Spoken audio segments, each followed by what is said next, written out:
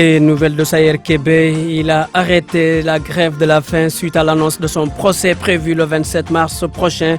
Cet élève en classe de terminale au lycée Demba Diop de Mbour est en prison pour apologie du terrorisme. Lutte contre l'insalubrité à Dakar, la brigade d'hygiène a lancé le plan Karangé. Le contrôle de la vente et de la fabrication d'eau dans les usines sera renforcé. Les explications dans ce journal. La trisomie, plus de 3000 malades au Sénégal, des enfants touchés à la rencontre de quelques patients au centre Aminata Mbaye au quartier Scat Urbam, c'est ici à Dakar. Abdou Diouf Junior pour la Paix Sport, quartier vert Youssouf Bodian. Djali Badiane, elle est journaliste blogueuse, elle est la CEO de la plateforme Sénégal Vote. Elle analyse avec nous l'annonce de la Sonatel qui parle de perte de 20 milliards de francs CFA. C'était en 2018 à cause des OTT. Technique, donc à la technique, Hassan Diouf au micro, Jo Maron. Bienvenue à toutes et à tous.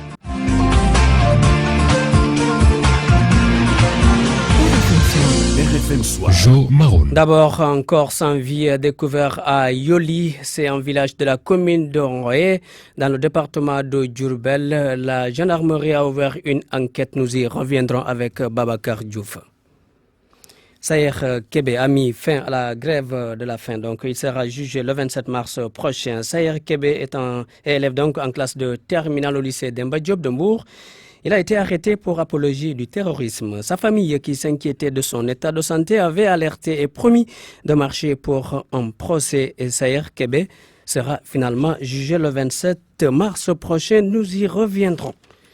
Les nouvelles de l'enquête sur la mort de l'enseignant Henri Ndiaye tué à Ngoy, c'est dans la région de Diourbel.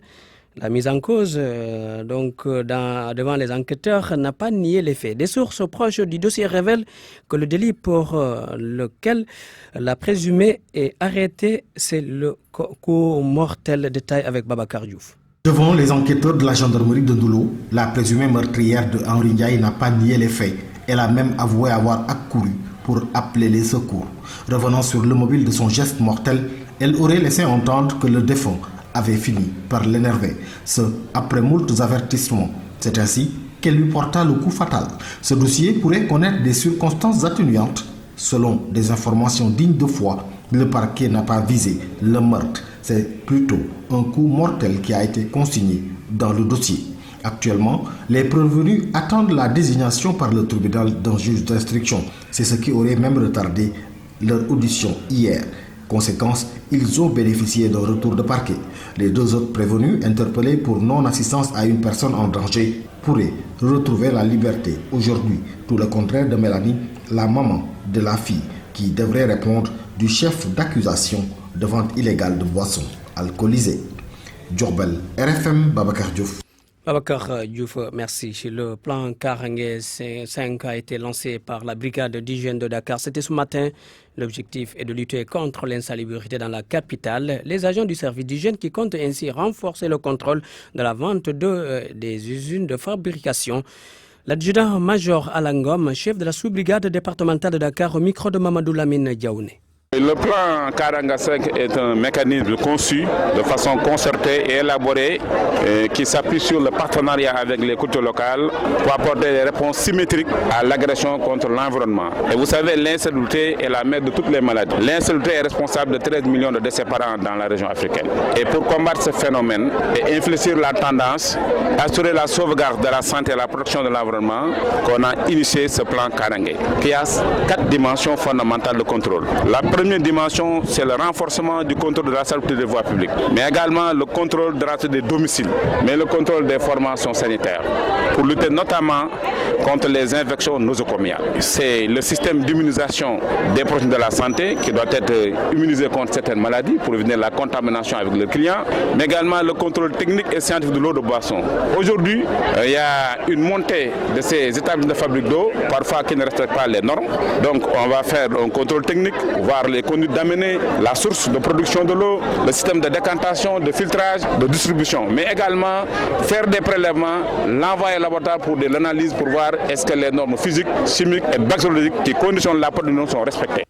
L'accès à l'assainissement autonome de qualité, c'est l'objectif du programme national de développement durable de l'assainissement autonome et il vise tous les ménages au Sénégal. L'Office national de l'assainissement du Sénégal qui pilote ce programme a tenu un atelier de restitution ce matin. Sornan Tanyay. En moyenne, 65% des Sénégalais n'ont pas accès à des toilettes, une anomalie que l'Office national de l'assainissement du Sénégal compte corriger à travers son programme national de développement durable de l'assainissement autonome au Sénégal. Les milieux urbains sont ciblés dans un premier temps. Lansana Gandhi Sakho, directeur général de l'ONAS. Vous avez deux types d'assainissement. Vous avez l'assainissement collectif et vous avez l'assainissement autonome, qui est une innovation majeure en matière de pooling d'assainissement et qui va permettre au plus grand nombre d'avoir accès à des toilettes propres. Donc, l'atelier de ce matin était destiné à partager une réflexion sur les grandes lignes, mais surtout comment accélérer une politique d'accès à l'assainissement, essentiellement dans les centres périurbains et en milieu rural. Un des objectifs prioritaires du programme étant d'améliorer l'accès à des systèmes d'assainissement durable, l'ONAS compte sur tous les acteurs pour arriver à atteindre les objectifs de développement durable en 2030. Je vous ai dit, le Sénégal est sur des budgets très importants, 300 milliards de francs CFA. Qu'est-ce que nous, vous et moi, les citoyens, nous allons faire ces ouvrages après? Le gros défi, il est là. La volonté politique existe, les plans existent, les partenaires techniques et financiers sont décidés, ont la volonté d'accompagner le secteur. Mais je pense que le gros défi aujourd'hui, c'est le défi du comportement des Sénégalais, de vous et de moi. La phase pilote du programme national de développement durable de l'assainissement autonome est bouclée. Reste maintenant à dépasser les zones urbaines et périurbaines pour atteindre les zones les plus reculées du Sénégal. RFM, fréquence de modulation 94.0.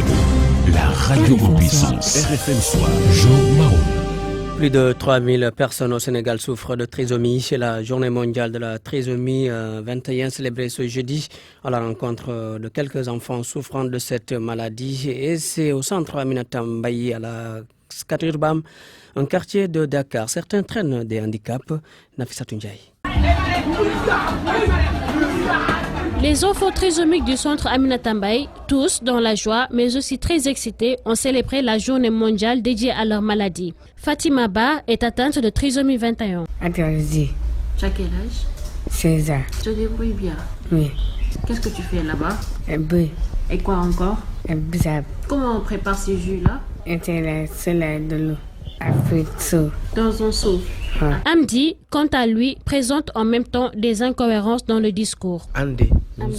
Les responsables du centre soulignent que les enfants trisomiques ne doivent pas être marginalisés. Marie-Madeleine John, directrice du centre Aminata Mbaye. Mettre en valeur les enfants déficients intellectuels en général, de partager des moments avec eux pour les valoriser en mettant en exergue leur talent d'artiste pour éviter toute forme de stigmatisation. Former et intégrer les enfants qui souffrent de trisomie 21, telle est la mission du centre Aminata Mbaye qui accueille aujourd'hui une centaine d'enfants âgés de 5 à 27 ans. D'où le slogan « Dom Dom là, un enfant reste un enfant ». Le transport routier qui continue sa révolution. Après le lancement des nouveaux permis biométriques le 3 août 2018, place à la phase pilote des cartes grises numérisées et de nouvelles immatriculations. D'ici mai 2020, le parc automobile sénégalais va être chiffré avec exactitude. Le dispositif a été lancé ce matin.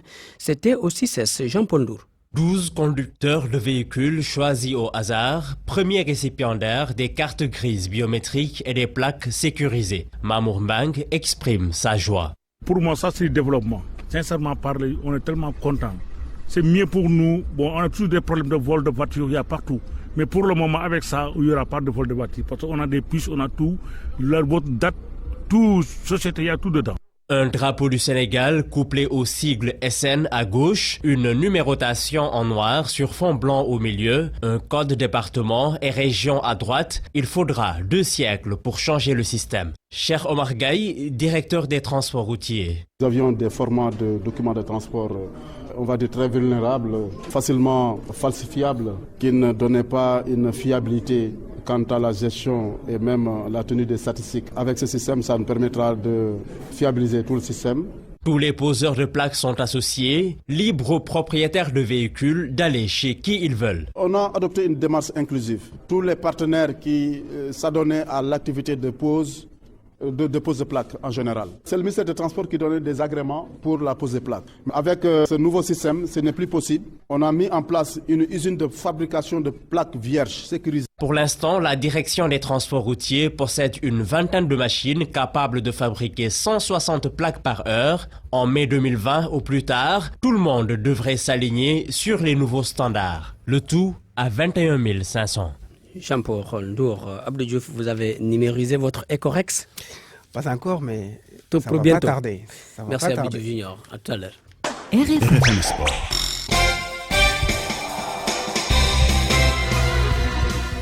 Et voilà Abdou Diouf Junior qui s'installe pour la page sport. Abdou Diouf, nous commençons par la lutte avec Frappe, l'association de lutteurs en activité. Khadim Gadiaga qui démissionne. Il souhaite se consacrer à une nouvelle carrière politique, incompatible avec ses fonctions de président de l'association des lutteurs en activité. Il rassure, ce n'est pas la pression qui l'a fait quitter la tête de l'association des lutteurs en activité. Khadim Gadiaga, qui dresse un bilan satisfaisant, compte tout de même continuer à soutenir ses jeunes collègues lutteurs. Nous l'écoutons. J'étais secrétaire général de l'association des lutteurs pendant 12 ans et après on m'a élu à l'unanimité comme président. Donc mon mandat vient de s'expirer. Je présente ma démission pour me consacrer à la politique, préparer les élections locales et me consacrer à mon écurie qui est l'écurie Rock Énergie. J'ai consacré beaucoup de mon temps sur l'association, mais ça n'empêche que je vais continuer à accompagner les jeunes. Des voix se sont élevées par le passé pour contester votre présidence. N'est-ce pas une des raisons de votre démission? Pas du tout, pas du tout. Vous savez, moi je peux continuer parce que je n'ai pas encore atteint l'âge de la retraite. Il me reste 4 ans. Mais en tant que républicain, en tant que démocrate, je veux m'en arrêter là et laisser les jeunes. On a fait beaucoup de choses. On s'est battu pour que les assises de la lutte soient organisées. On s'est battu pour l'organisation des formations pour les lutteurs. On a amené l'association au plus haut niveau des associations du Sénégal. Maintenant, ça suffit. Trop, c'est trop. Il faut arrêter et faire autre chose. Donc, je vais me consacrer à la politique, préparer les élections locales et aider les Parcelois et continuer aussi à accompagner l'association nationale des lutteurs. Parlons de foot. L'équipe nationale qui s'entraîne ce soir loin des curieux. Ce sera la 4e séance d'entraînement. Le second huis clos, les Lions de Aliou Cissé sont au complet. Le galop est prévu dans moins d'une heure au stade Lat Dior de Thiès. Ils vont y affronter les Baréades malgaches. Ce sera ce samedi. Les deux équipes déjà qualifiées jouent la dernière journée de qualification pour la CAN Égypte 2019. Le second match du Sénégal, un match amical contre le Mali, mardi, va être joué au stade Léopold Sédar Senghor. Et vous avez entendu sur cette antenne les assurances de la directrice du stade. Elle laisse tout de même aux techniciens le soin de confirmer la praticabilité de la pelouse. L'on nous apprend, en tout cas, que cette rencontre y sera bel et bien jouée. Les U23, eux, vont jouer un match important au stade Lat Dior dimanche. Les protégés de Joseph Koto ont voyagé en compagnie de leur bourreau d'hier. Les Guinéens ont gagné le match aller de cette journée, comptant pour les éliminatoires de la CAN U23. 2 buts à 1. Le match retour se joue donc à Thiès. Ce sera ce dimanche 24 mars à Thiès. Et suite des 16e de finale de la Coupe du Sénégal de football à l'instant. Oslo a battu il y a quelques minutes à l'AS Pikine. Tout à l'heure donc à Amadou Barry, 1 but à 0. À la mi-temps, NGB et Amitié étaient à 0 but partout. La suite des résultats des autres matchs, entre autres matchs, il y a HLM Grand Yoff qui a rencontré Renaissance de Dakar.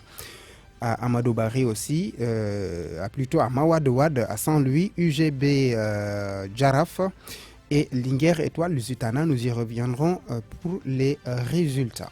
Handball, équipe nationale, les dames qui passent, les hommes patientent. Parce qu'ils ont été battus. Ils ont été battus et donc ils vont devoir redoubler d'efforts pour passer ce tour. Ils ont été battus par la Guinée. C'est content donc pour les qualifications aux Jeux africains. Le sélectionneur des Lions du handball explique les raisons de la défaite d'hier face à la Guinée. Ils ont manqué de réalisme devant. Quant aux filles, aux femmes plutôt, elles se sont bien débrouillées en battant la Guinée hier 26-21. Avant même la seconde confrontation contre l'équipe guinéenne, les Lions sont donc qualifiés aux 12e Jeux africains prévus au Maroc. Le sélectionneur des Lions félicite ses joueuses et affirme que ce tournoi va permettre de faire une revue d'effectifs. Nous écoutons Frédéric Bougeant avec Soda Cham. Un match de reprise pour nous avec très peu de temps pour se préparer, puisqu'on a eu la possibilité de faire 2 entraînements en commun après un long voyage. Mais voilà, c'est un match de reprise qui nous permet d'évaluer un peu les joueuses après 3 mois passés dans leur club et de lancer aussi le projet en vue de la préparation des Jeux africains cet été, vraisemblablement d'un TQ au mois de septembre et puis des championnats du monde en décembre. Donc une revue d'effectifs, la mise en place du projet et puis aussi quelques essais. Voilà, le stage de mars et le stage de mois de juin nous permettront de faire quelques essais soit au niveau des jeux, soit au niveau tactique pour préparer la deuxième partie de la saison. On termine avec une petite note de football en Europe, les qualifications à l'Euro 2020. Notez que Kazakhstan-Écosse, c'est 3-0. On est à la 72e minute. Les autres matchs se jouent tout à l'heure à 19h45. Entre autres matchs à venir, Irlande du Nord, Estonie, Pays-Bas, Biélorussie. Ou alors le choc attendu tout à l'heure, ce sera dans quelques minutes à 19h45, Belgique-Russie. Merci Abdou Diouf Junior, mais restez pour suivre le quartier vert de Youssouf Bodian. Bonsoir et bienvenue. Le Sénégal en pleine exploitation de son pétrole et gaz offshore, une activité bénéfique pour notre économie, mais avec des risques réels sur notre environnement marin, comme nous l'explique Barthélémy Bachonneau. Il est chargé de la gestion des ressources naturelles au PRCM. Il y a évidemment dans le traitement même de l'exploitation et la matière première, il faut faire de la séparation. Et en séparant, il y a toujours un peu d'eau. Et ce qu'on va rejeter, il y a toujours des effets nocifs. Alors, à faible dose, ça ne pose pas de problème. Mais avec une concentration, avec la durée, on peut avoir effectivement des problèmes qui vont se poser. Et sans compter que nous sommes en offshore. Et là, vous avez des pipelines qui sont engloutis avec des avaries possibles, sans compter les possibles accidents. Et donc, on s'en souvient, même les États-Unis n'étaient pas à l'abri. On a vu ce qui s'est passé. Le tout est de se doter des moyens pour éviter cela quand c'est possible, ou en tout cas le maintenir et le juguler quand ça intervient, le risque intervient. Pour prévenir ces risques et éventuels accidents, des mécanismes existent. Sano Dakono, juriste environnementaliste chargé de l'instruction des dossiers d'évaluation environnementale au ministère de l'Environnement et du Développement durable. Dans les études d'impact environnemental et social, il y a une partie qu'on appelle études de danger. Et donc c'est dans cette partie qu'on fait une simulation, une modélisation de tous les potentiels accidents en tenant compte des méthodes de calcul scientifiques qui sont faites à partir de logiciels qui permettent un peu de faire des simulations en fonction de l'emplacement du navire, en fonction des équipements, des produits et tout, de pouvoir identifier les potentiels risques d'accident ou de déversement accidentel. Et donc à chaque risque d'accident, il y a ce qu'on appelle les barrières de prévention, donc que l'on met en place. Ce sont des mesures qui permettent de pouvoir éviter ce risque-là. Mais maintenant, si ce risque arrivait en tout cas à survenir, il y a ce qu'on appelle des barrières de protection. Donc ce sont des mesures permettant justement de dépolluer la zone. Et pour ça aussi, il faut rappeler que nous avons une réglementation et un dispositif spécifique à cet effet qui est coordonné par la ASMAR, c'est la haute autorité chargée de la sécurité et de la protection en milieu marin, qui coordonne l'intervention des services de l'État concernés en mer pour pouvoir juguler ces déversements accidentels et pouvoir dépolluer la zone. Des propos recueillis par Abdou Diouf Junior lors d'une rencontre sur le sujet organisée par le partenariat régional pour la conservation de la zone côtière et marine en Afrique de l'Ouest, en partenariat avec IDRI, MAVA et le réseau des députés pour l'environnement. L'une des options pour préserver notre planète, l'économie verte, IED Afrique et l'UICN ont mené une enquête auprès des acteurs de la pêche et de l'agroécologie. Aïssata Diak a assisté à la restitution de l'enquête. L'économie verte constitue une préoccupation majeure pour le Sénégal. Beaucoup d'efforts ont été faits dans ce sens pour préserver l'environnement. Mamadou Fall est le directeur de l'ONG IED. C'est vrai qu'on n'a pas atteint les objectifs assignés. Mais ce qui est important, c'est que les gens soient conscients des enjeux que soulèvent les questions environnementales. Et qu'aujourd'hui, plus en plus, la question des jeunes, la question de la durabilité, la question de la préservation de l'environnement revient très souvent dans tous les secteurs. Cependant, des problèmes environnementaux sont notés dans les villes, comme Saint-Louis, confrontées aux conséquences des changements climatiques. La position géographique de la ville de Saint-Louis ne milite pas en faveur justement d'une zone sans problème. Malheureusement, les changements climatiques affectent plus ou moins les activités, l'environnement, l'urbain dans cette ville. On voit ce qui se passe, mais le plus important encore une fois, c'est que les décideurs ne restent pas les bras croisés. L'action de l'homme est à l'origine de cette dégradation de l'environnement, mais urge de prendre des mesures, selon Racine Khan, chef de mission de l'Union internationale pour la conservation de la nature. Nous sommes en train aujourd'hui de voir quelles sont les approches qui doivent être mises en œuvre pour pouvoir freiner cette façon de faire, d'exploiter des ressources qui n'est pas durable. Et c'est toute cette question que pose la transition vers l'économie verte, qui, au-delà simplement de la question du développement durable, pose également la question des comportements des sociétés et à travers ces sociétés des individus, pour une meilleure prise en conscience du danger que leurs actions font peser sur ces ressources-là, de manière à ce qu'elles-mêmes, elles puissent induire des changements dans leur façon de faire. Pour faire face au changement climatique et à la dégradation de l'environnement, les acteurs misent sur la sensibilisation des populations pour la prise en compte de l'économie verte et une gestion durable des ressources naturelles. Aïssata Diak qui referme les portes de Quartier Vert à la semaine prochaine. Même heure, même quartier, même planète. Djali Badiane, bonsoir. Oui, bonsoir. Vous êtes journaliste blogueuse, vous êtes également membre fondateur de Sénégal Vote, vous êtes community manager également. Djali Badiane, vous avez suivi avec nous l'annonce du directeur général de la Sonatel, du groupe Sonatel, donc Sékou Dramé, hier, qui parlait de perte de 20 milliards de francs CFA liés donc à l'utilisation des OTT. Comment vous avez apprécié un peu cette sortie ? Bonsoir Jo, je me permets de te remercier d'abord. J'ai entendu comme beaucoup de Sénégalais ce matin la déclaration du DG de Orange et on sait pertinemment qu'il y a moins il y a d'appels Orange perd de l'argent, mais quand même j'aimerais bien leur poser la question à savoir comment on utilise les OTT. On achète du crédit Internet. Donc, ils ont une perte, mais derrière, l'achat, ils doivent pouvoir nous montrer l'évolution de l'achat des données dans ce pays. 20 milliards pour tout ce que Orange gagne. Et je pense que je ne dirais pas que ce n'était pas pertinent de faire une déclaration aussi pompeuse, mais bon, j'aimerais bien qu'on nous dise comment on fait pour utiliser les OTT. Oui, hier disait que la Sonatel, en tant qu'entreprise qui donne beaucoup d'argent au Sénégal, et ces entreprises, si je fais allusion à Facebook, avec ses réseaux comme WhatsApp, Instagram, entre autres, qui ne donnent rien au Sénégal. Pour lui, il s'inquiétait et il demandait à l'État de faire face au phénomène. Ça vous dit quoi ? Ce genre de déclaration me fait encore beaucoup plus peur parce que si on demande à l'État d'intervenir par rapport à ça, ça couvre directement, on peut penser à une censure ou à autre chose. Donc je pense que c'est une déclaration assez qu'il faut prendre avec les pincettes, mais qu'il faut surveiller de très près parce qu'on vit dans un monde planétaire et que ce serait très dommage qu'on en arrive à ce point-là où l'État doit intervenir dans les réseaux sociaux, peu importe le moyen, parce que si on demande à l'État de réguler ça, direct que les gens comme nous pensent forcément à une censure ou bien à un contrôle, et c'est pas bon pour tout ce qu'on appelle neutralité du net.